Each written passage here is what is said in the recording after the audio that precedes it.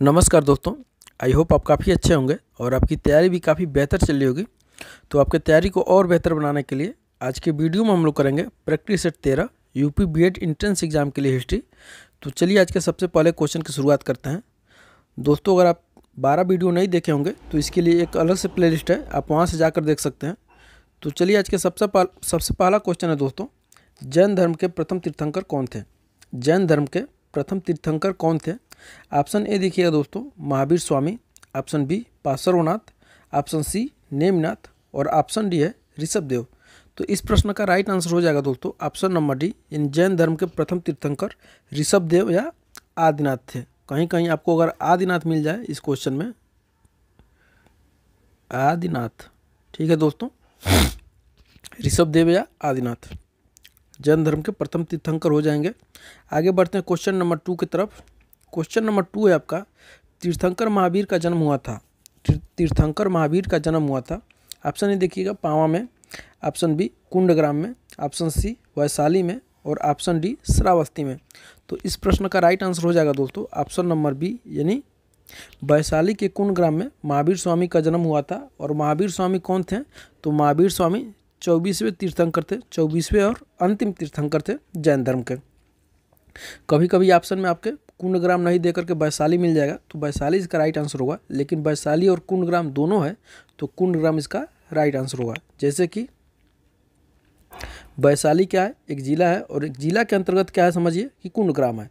तो इस तरह से अगर कुंडग्राम नहीं है तो समझिए कि जिला, तब जिला लेंगे।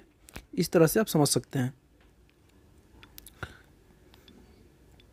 क्वेश्चन नंबर 3 है, चौथी बौद्ध संगीति का आयोजन किस शासक के शासनकाल में हुआ था? चौथी बौद्ध संगीति का आयोजन किस शासक के शासनकाल में हुआ था? ऑप्शन ए देखिएगा दोस्तों, Chandragupta Maurya. Option B Ashoka. Option C Kanishka और ऑप्शन डी मिलिंद। तो इसका राइट आंसर हो जाएगा दोस्तों ऑप्शन नंबर सी, यानी कनिष्क के शासनकाल में चतुर्थ बौद्ध संगीति का आयोजन हुआ था। कनिष्क के शासनकाल में चतुर्थ बौद्ध संगीति का आयोजन हुआ था। और एक क्वेश्चन पिछले बार 2022 में पेट के एग्जाम में भी पूछा गया है। थोड़ा सा आप जान जाइए कि प्रथम बौद्ध संगीति किसके समय में हुई थी। तो प्रथम बौद्ध संगीति अजातशत्रु के समय में हुई थी। प्रथम बौद्ध संगीति अजातशत्रु के समय में हुई थी। द्वितीय बौद्ध संगीति कालाशोक के समय हुई थी। और तृतीय बौद्ध संगीति अशोक के समय में हुई थी। और चौथी बौद्ध संगीति कनिष्क के समय में हुई थी। ठीक है ना, एक के। क्वेश्चन नंबर 4 देखिए, बाजार नियंत्रण दिल्ली के किस सुल्तान से संबंधित है? बाजार नियंत्रण दिल्ली के किस सुल्तान से संबंधित है? ऑप्शन ए देखिएगा Balban. Option B Sikandar Lodi. Option C Alauddin Khilji और ऑप्शन डी रजिया सुल्तान। तो इसका राइट आंसर हो जाएगा दोस्तों ऑप्शन नंबर सी, यानी अलाउद्दीन खिलजी से संबंधित क्या है? तो बाजार नियंत्रण पद्धति है। और अलाउद्दीन खिलजी ने क्या किया था? तो बाजार नियंत्रण एक पद्धति लाया था, जिसमें क्या हुआ था, प्रत्येक वस्तु का निश्चित मूल्य निर्धारित कर दिया गया था। प्रत्येक वस्तु का निश्चित मूल्य निर्धारित कर दिया गया था। यानी कोई व्यक्ति जिस वस्तु का निश्चित मूल्य जैसे कि निर्धारित हो गया था, उससे अगर ज़्यादा बेचता है तो उस पर काफ़ी, यहाँ तक कि काफ़ी कठोर दंड का प्रावधान था। आगे बढ़ते हैं दोस्तों क्वेश्चन नंबर 5 की तरफ। क्वेश्चन नंबर 5 है आपका, भारत में तुगलक वंश का संस्थापक कौन था? भारत में तुगलक वंश का संस्थापक कौन था? ऑप्शन ए देखिएगा दोस्तों Malik Tughlaq. Option B Ghiyasuddin Tughlaq. Option C Mohammad bin Tughlaq और ऑप्शन डी फिरोज शाह तुगलक।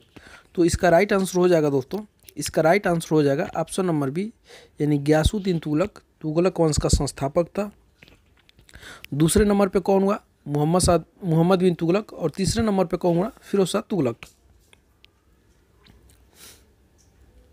देखिए क्वेश्चन नंबर 6 काफ़ी महत्वपूर्ण है आपके लिए। रेहला का लेखक कौन है? रेहला का लेखक कौन है? ऑप्शन ए देखिएगा इब्न बतूता। ऑप्शन बी अमीर खुसरो। ऑप्शन सी सुलेमान और ऑप्शन डी जयानक। तो इस प्रश्न का राइट आंसर हो जाएगा दोस्तों ऑप्शन नंबर ए, यानी रेहला का लेखक, किताबुल रेहला का लेखक इब्न बतूता है। और इब्न बतूता कहाँ का निवासी था? तो इब्न बतूता मोरक्को का निवासी था। मोरक्को का निवासी था। और किसके दरबार में आया था? तो मोहम्मद बिन तुगलक के दरबार में आया था। एमबीटी मोहम्मद बिन तुगलक के दरबार में आया था। और मोहम्मद बिन तुगलक ने इसे क्या किया था? तो दिल्ली के काजी पद पर नियुक्त किया था। क्वेश्चन नंबर नेक्स्ट देखिए, क्वेश्चन नंबर 7वां है आपका, किस सुल्तान ने जौनपुर शहर की नींव रखी थी? किस सुल्तान ने जौनपुर शहर की नींव रखी थी? ऑप्शन ए देखिएगा दोस्तों, मोहम्मद बिन तुगलक, ऑप्शन बी फिरोज शाह तुगलक, और ऑप्शन सी बलबन, और ऑप्शन डी इल्तुतमिश। तो इस प्रश्न का राइट आंसर हो जाएगा दोस्तों ऑप्शन नंबर बी, यानी फिरोज शाह तुगलक के द्वारा जौनपुर शहर की नींव रखी गई थी। आगे बढ़ते हैं क्वेश्चन नंबर 8 की तरफ।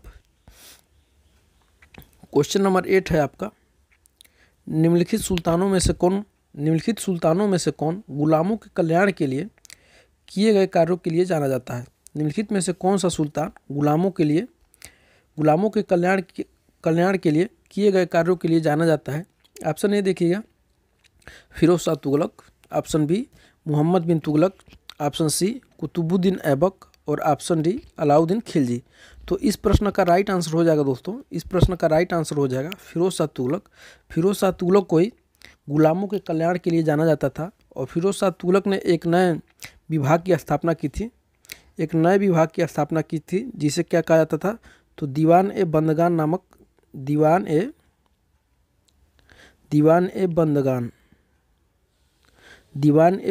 नाम से जाना जाता था।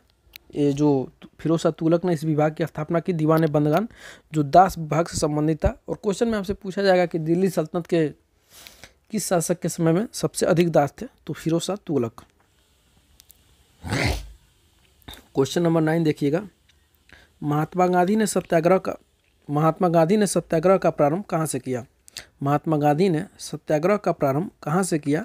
ऑप्शन ए देखिएगा, Chauri Chaura, option B Dandi, option C Champaran, और ऑप्शन डी बारदोली। तो इस प्रश्न का राइट आंसर हो जाएगा दोस्तों, इस प्रश्न का राइट आंसर हो जाएगा ऑप्शन नंबर सी, यानी महात्मा गांधी ने सत्याग्रह का प्रारंभ चंपारण से किया था। और चंपारण कब का है? तो चंपारण 1917 में। आपको पिछले वीडियो में भी बता चुके हैं कि 1917 में चंपारण सत्याग्रह हुआ था, और रामचंद्र शुक्ल के कहने पर महात्मा गांधी वहाँ पे गए थे। और चौरी चौरा कब हुआ था? तो थोड़ा सा आपको जानकारी के लिए बता दें, चूँकि चौरी चौरा काफ़ी महत्वपूर्ण है। तो चौरी चौरा 5 फरवरी 1922 को हुई थी, जो ऊपर लिख देते हैं 5 फरवरी 1922 को हुई थी चौरी चौरा घटना, जो कि उत्तर प्रदेश के गोरखपुर के समीप है। और दांडी 1930 में हुआ था। बारदोली सत्याग्रह कब हुआ था? तो बारदोली सत्याग्रह 1928 में हुआ था। बारदोली सत्याग्रह किससे संबंधित है? तो बारदोली सत्याग्रह सरदार वल्लभ भाई पटेल से संबंधित है।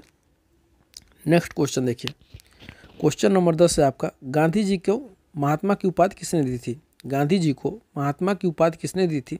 ऑप्शन ए देखिएगा, बाल गंगाधर तिलक ने, ऑप्शन बी गोपाल कृष्ण गोखले ने, ऑप्शन सी मोतीलाल नेहरू ने, और ऑप्शन डी रविंद्रनाथ टैगोर ने। तो इस प्रश्न का राइट आंसर हो जाएगा दोस्तों, इस प्रश्न का राइट आंसर हो जाएगा ऑप्शन नंबर डी, यानी रविंद्रनाथ टैगोर के द्वारा गांधी जी को महात्मा की उपाधि दी गई थी। और क्वेश्चन में आपसे ये भी पूछा जाता है, किस समय गांधी जी को रविंद्रनाथ टैगोर ने महात्मा की उपाधि दी थी? तो चंपारण सत्याग्रह 1917, चंपारण सत्याग्रह 1917 के दौरान। इसको याद कैसे रखेंगे? तो ज़रा आप छोटे आप जब अपने स्कूल में पढ़ रहे होंगे, 6वीं 7वीं 8वीं में, तो ऑफिस वगैरह में आपके ही क्लास में लगा होगा, फोटो लगा होगा रविंद्रनाथ टैगोर का, जिसमें इनको महात्मा के जैसे एकदम दिखाया गया है। एकदम दाढ़ी वाढ़ी भी बड़ा है, महात्मा के जैसे एकदम दिखते हैं रविंद्रनाथ टैगोर।